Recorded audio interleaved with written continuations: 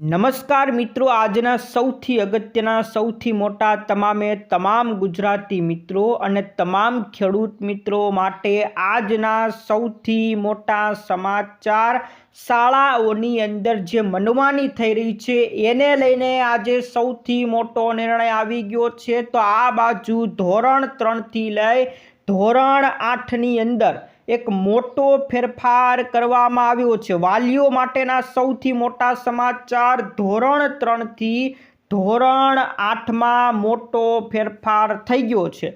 એના વિશે આજના વિડીયોની અંદર જાણીશું। તો ખેડૂતો માટે ભૂપેન્દ્ર પટેલે મોટી ગુડ ન્યૂઝ આપી દીધી છે। સૌથી મોટા આજના ખેડૂત મિત્રો માટે સમાચાર, ખેડૂતો માટે અનેક યોજનાઓ આવી ગઈ છે, એના વિશેની મિત્રો ચર્ચા કરીશું। આ બાજુ પાન કાર્ડને લઈને નવો નિયમ આવી ગયો છે, એના વિશેની મિત્રો ચર્ચા કરવાના છે। કર્મચારીઓએ ભાડાના નિયમમાં ફેરફાર થઈ ગયો છે, એના વિશેની ચર્ચા કરીશું। તો નવા લેબર કોડમાં કર્મચારીઓનો પગાર ડબલ થઈ ગયો છે, એના વિશેના સમાચાર। મહિલા અનામત બિલનું શું થયું એના વિશેના સમાચાર। તો વિદ્યાર્થીઓ બાળકોને આરટી એડમિશનમાં તમારે ફોર્મ ભરવા હોય તો એના માટે સૌથી મોટી અપડેટ વાલીઓ માટે આવી ગઈ છે। આધાર કાર્ડમાં હવે ઘરે બેઠા સુધારો કરી શકશો। આ તમામ સમાચાર આપીશું, પણ જે મિત્રો નવા હોય આપણી ખેડૂત દુનિયા ચેનલને ફટાફટ સબસ્ક્રાઇબ કરી દેજો। તો મિત્રો, સૌથી પહેલા સમાચાર ઉપર નજર કરીએ તો શાળાઓની અંદર જે મનમાની થઈ રહી છે, બાળકોને આ દુકાનેથી જ કપડાં લેવા, બાળકોને આ દુકાનેથી જ બુક લેવા, આવું શાળાઓ દ્વારા કહેવામાં આવે છે। વાલીઓ પર દબાણ કરવામાં આવી રહ્યું છે, એને લઈને સૌથી મોટો નિર્ણય લેવામાં આવ્યો છે। સ્કૂલો હવે પેરેન્ટ્સને ચોક્કસ દુકાનોમાંથી યુનિફોર્મ, બુક્સ, નોટબુક અથવા તો અન્ય કોઈ શૈક્ષણિક સામગ્રી ખરીદવા માટે દબાણ કરી રહી છે, એવી માહિતી વાલીઓ પાસેથી મળી રહી છે। એને લઈને હવે તમામ પ્રાઇવેટ, પ્રાઇમરી અને સેકન્ડરી સ્કૂલોને આવા વલણથી દૂર રહેવા માટે એજ્યુકેશન ડિપાર્ટમેન્ટે કડક સૂચના આપી દીધી છે। તમામ જેટલી પણ પ્રાઇમરી સ્કૂલ, જેટલી પણ સેકન્ડરી સ્કૂલ, બધાને એજ્યુકેશન ડિપાર્ટમેન્ટ દ્વારા કડક સૂચના આપી દેવામાં આવી છે। પેરેન્ટ્સ એસોસિએશન અને ગ્લોબલ પેરેન્ટ્સ ટીચર એસોસિએશને ફરિયાદ કરી હતી, ત્યારબાદ આ સૌથી મોટો નિર્ણય લેવામાં આવ્યો છે કે હવે શાળાઓ પોતાની મનમાની કે વાલીઓ ઉપર દબાણ લાવી શકશે નહીં, કે પોતે જે કીધેલી દુકાનમાંથી જ બુક ખરીદવી, શાળાઓમાંથી કહેવામાં આવતી દુકાનમાંથી જ કપડાં ખરીદવા, સ્કૂલ ડ્રેસ ખરીદવો, એ હવે ચલાવી લેવાશે નહીં। આ સૌથી મોટો કડકમાં કડક નિર્ણય તમામ પ્રાઇવેટ પ્રાઇમરી સ્કૂલ અને સેકન્ડરી સ્કૂલોને આપી દેવામાં આવ્યો છે, અને તમામ જેટલા પણ અધિકારીઓ છે એને પણ સતર્ક રહેવા માટે સૂચના આપી દેવામાં આવી છે। ત્યારે મિત્રો, એક સૌથી મોટો ફેરફાર થવા જઈ રહ્યો છે। ધોરણ 3 થી ધોરણ 8ના બાળકોનું જે રિઝલ્ટ બને છે એ અત્યાર સુધી સ્કૂલમાંથી જ રિઝલ્ટ બનાવવામાં આવતું હતું, એટલે સ્કૂલના ટીચર દ્વારા જ આ રિઝલ્ટ તૈયાર થતું હતું, પણ હવે આ જે રિઝલ્ટ બનશે એ રાજ્ય કક્ષાએ બનાવવામાં આવશે અને ઓનલાઈન તમે એને ચેક કરી શકશો અને ઓનલાઈન ડાઉનલોડ કરી શકશો। આ સૌથી મોટો ફેરફાર થવા જઈ રહ્યો છે। આ ધોરણ 3 થી 8નો ફેરફાર છે। એની પહેલાં પણ એક ફેરફાર બાલવાટિકાથી લઈને ધોરણ 1 અને 2ના વિદ્યાર્થીઓ, એટલે કે બાલવાટિકાથી લઈ ધોરણ 2 સુધી જે માર્કશીટ આપવામાં આવતી હતી, એના બદલે હવે હોલિસ્ટિક પ્રોગ્રેસ કાર્ડ આપવામાં આવશે। એટલે માર્કશીટ હવે નહીં મળે, પ્રોગ્રેસ કાર્ડ આપવામાં આવશે। કોને? તો બાલવાટિકાથી લઈ પહેલું ધોરણ અને બીજા ધોરણ, આ જે વિદ્યાર્થીઓ છે ધોરણ 2 સુધીના બાળકોને હવે માર્કશીટ નહીં મળે, એના બદલે પ્રોગ્રેસ કાર્ડ આપવામાં આવશે। અને ધોરણ 3 થી ધોરણ 8માં અભ્યાસ કરતા વિદ્યાર્થીઓનું જે રિઝલ્ટ તૈયાર થશે એ રાજ્ય કક્ષાએ તૈયાર થવાનું છે, અને એ રિઝલ્ટને ઓનલાઈન મૂકવામાં આવશે। પછી શાળાઓ એ રિઝલ્ટને ડાઉનલોડ કરશે અને પછી વિદ્યાર્થીઓને આપશે. તો હવે જે ટીચરો દ્વારા જ સ્કૂલમાં રિઝલ્ટ બનતા હતા એવી રીતના નહીં બને, હવે રાજ્ય કક્ષાએ રિઝલ્ટ બનશે. આ સૌથી મોટો ફેરફાર છે. તમામ વાલીઓ માટે આ સમાચાર ખૂબ મહત્વના હતા. તમારા જેટલા પણ મિત્રો હોય એને પણ આ સમાચાર મોકલી દેજો. ત્યાર પછીના મિત્રો સમાચાર આવી ગયા છે. ખેડૂતોની જમીનને લઈને ભૂપેન્દ્ર પટેલે એક ગુડ ન્યૂઝ આપી છે. ગુજરાત સરકારના મહેસૂલ વિભાગ દ્વારા ખેતીની જમીન વહેંચણીને લઈને મોટો નિર્ણય લેવામાં આવ્યો છે.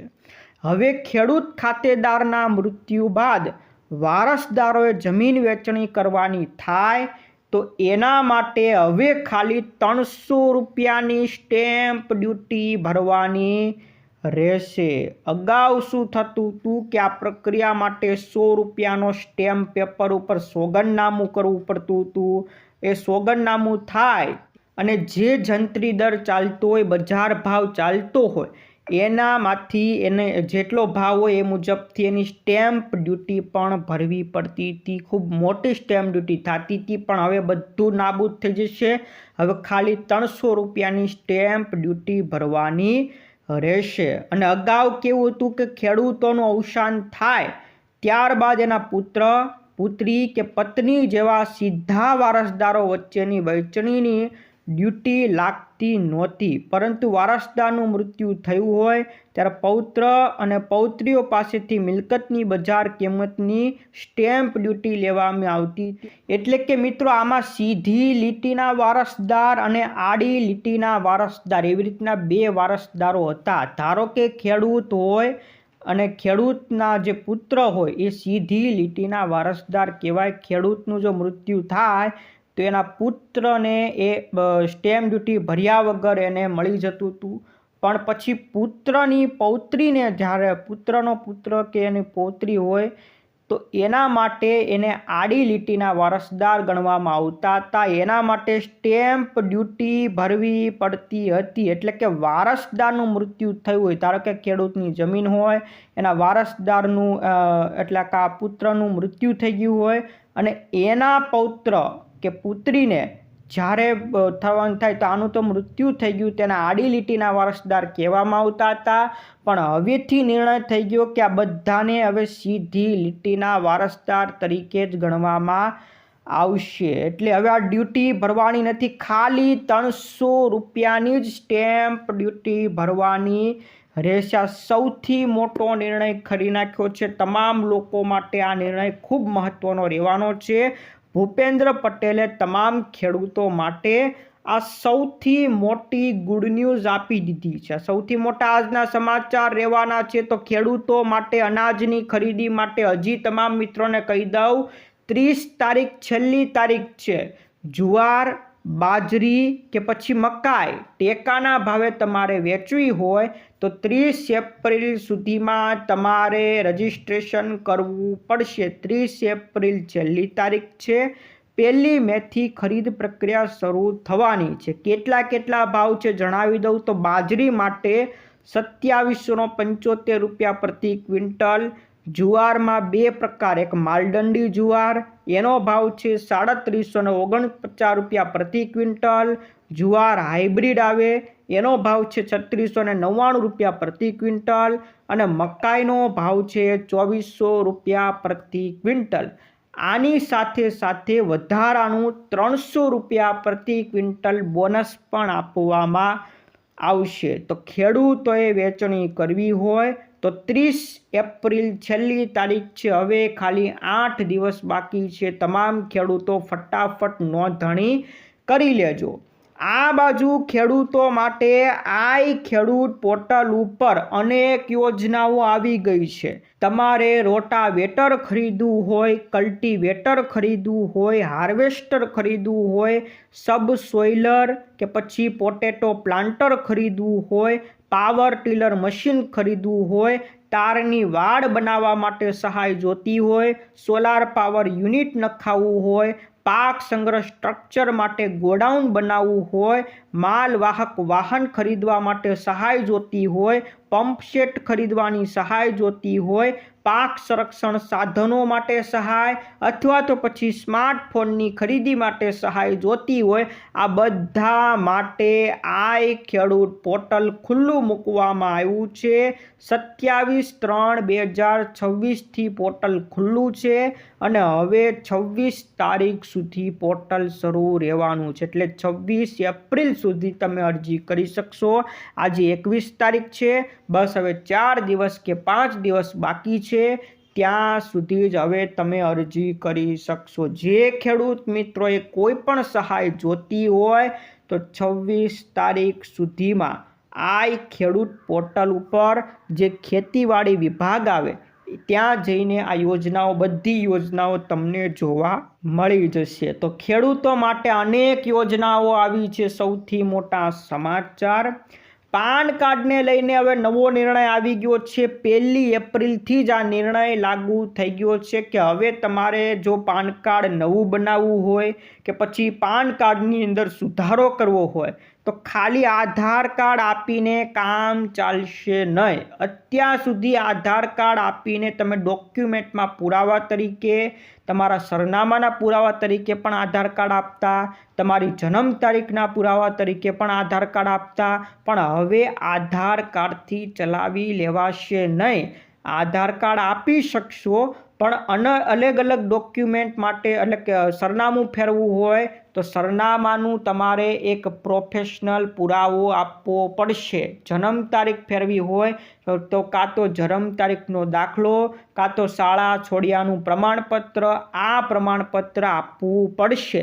એટલે ખાલી આધાર કાર્ડથી હવે તમારું પાન કાર્ડ બનાવવાનું નથી કે પછી સુધારો થવાનો નથી. હવે તમારે બાકીના દસ્તાવેજો પણ આપવા પડશે. જે તમારે સુધારો કરવો હોય એનો દસ્તાવેજ તમારે આપવો પડશે. આ પાન કાર્ડને લઈને 1 તારીખથી કડક નિયમ લાગી ગયો છે.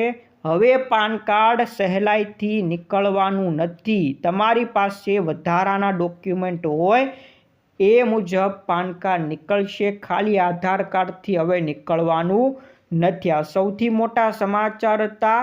કર્મચારીઓ માટે હમણાં આપણે વાત કરી, ભાડાના નિયમની અંદર ફેરફાર થયો છે કે કર્મચારીઓએ પોતાના મકાન માલિક સાથેના સંબંધો જાહેર કરવા પડશે. કર્મચારીઓ કેવું અત્યાર સુધી કરતા કે વધારે ભાડું આપવાનું બહાનું કાઢી દેતા હતા અને નકલી રસીદો કઢાવીને ટેક્સ ચોરી કરતા હતા. એને લઈને આ સૌથી મોટો નિર્ણય કર્યો છે કે જે પણ લોકો છે એના મકાન માલિકો જ્યાં ભાડે રહેતા હોય એ મકાન માલિકના સંબંધો જાહેર કરવા પડશે. એ મકાન માલિકનો પાન કાર્ડ નંબર પણ બતાવવો પડશે. જો તમારું ભાડું 1 લાખ રૂપિયાથી વધુ હોય, વર્ષનું ભાડું 1 લાખ રૂપિયાથી વધુ તમે મકાન માલિકને આપતા હોય તો મકાન માલિકનો પાન કાર્ડ નંબર પણ આપવો પડશે. આ સાથે તમારે નવા ફોર્મ નંબર 124ની અંદર એ પણ જણાવવું પડશે કે મકાન માલિક સાથે તમારા કેવા સંબંધ છે. એટલે તમારા પરિવાર, તમે મકાન માલિકના પરિવારના સભ્ય છો કે નહીં એ પણ તમારે બતાવવું પડશે. જે કર્મચારીઓ ટેક્સની ચોરી કરે છે એમના માટે આ સૌથી મોટો નિર્ણય કરવામાં આવ્યો છે. ત્યાર પછીના મિત્રો સમાચાર ઉપર નજર કરીએ તો નવો લેબર કોડ જાહેર થયો, અનેક ફેરફારો થયા. એક નવો ફેરફાર જાણી લ્યો. હવે કર્મચારીઓને ડબલ પગાર આપવામાં આવશે. ભારતીય કાર્યક્ષેત્રમાં ક્રાંતિકારી ફેરફાર માટે 2026 નવા શ્રમ કાયદો લાગુ થયો અને આ કાયદાની સૌથી મોટી આકર્ષક બાબત ઓવરટાઈમને લઈને આપી છે. એટલે કર્મચારીઓ જો ઓવરટાઈમ કરશે તો ઓવરટાઈમમાં એને ડબલ પગાર આપવામાં આવશે.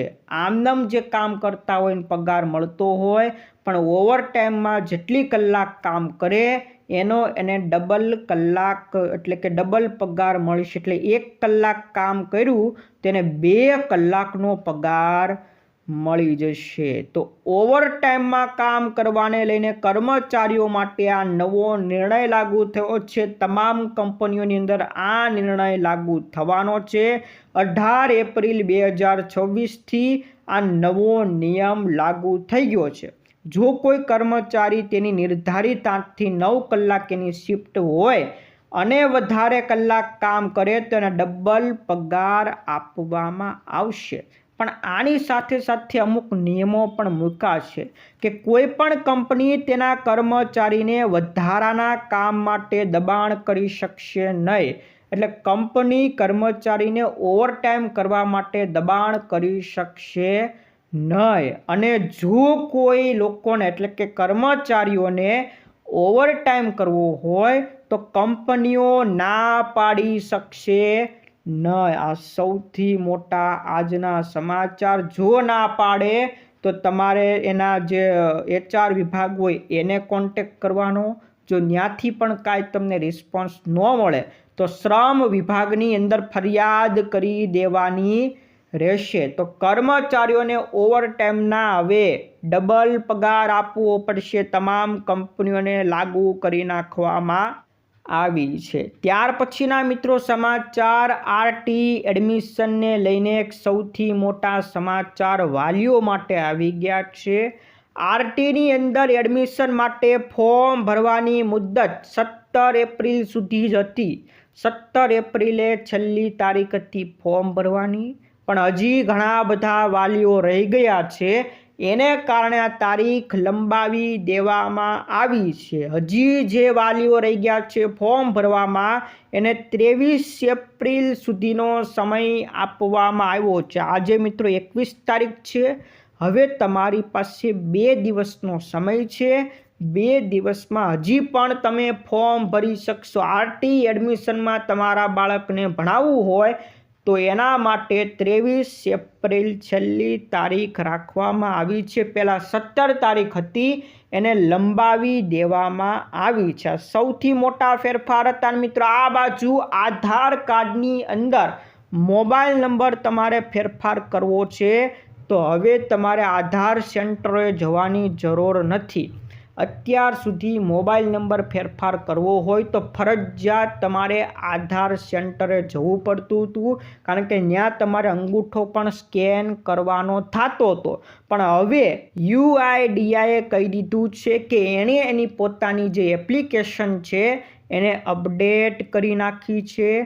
આ એપ્લિકેશનના માધ્યમથી હવે ઘરે બેઠા તમે મોબાઈલ નંબર ચેન્જ કરી શકશો, મોબાઈલ નંબર અપડેટ કરી શકશો। લાઇનમાં ઊભા રહેવાની કે કોઈ પણ કાગળ કામ કરવાની હવે કોઈ જરૂર નથી। આધાર કેન્દ્રોએ જવાની પણ હવે કોઈ જરૂર નથી। જે એમ આધાર કરીને જે UIDAની એપ્લિકેશન છે એની અંદરથી જ હવે તમે સુધારો કરી શકશો। આ આધાર વિભાગ દ્વારા UIDA દ્વારા મોટો નિર્ણય કરવામાં આવ્યો છે। તમામ મિત્રો માટે અલગ મોટા સમાચાર હતા।